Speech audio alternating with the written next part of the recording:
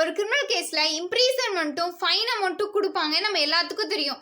எத்தனை பேத்துக்கு consumer கேஸ்லயும் consumer commission இம்ப்ரீசன்மெண்ட்டும் penalty கொடுப்பாங்கன்னு தெரியுமா?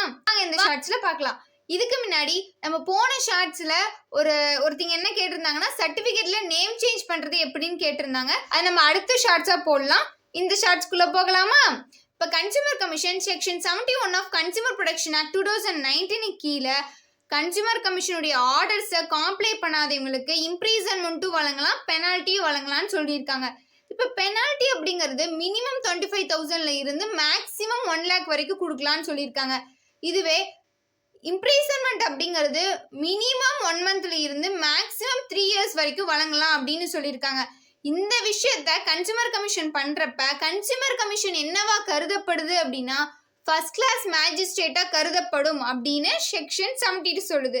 இந்த மாதிரி இன்ஃபர்மேஷனை தெரிஞ்சுக்க எங்க சேனலை சப்ஸ்கிரைப் பண்ணுங்க.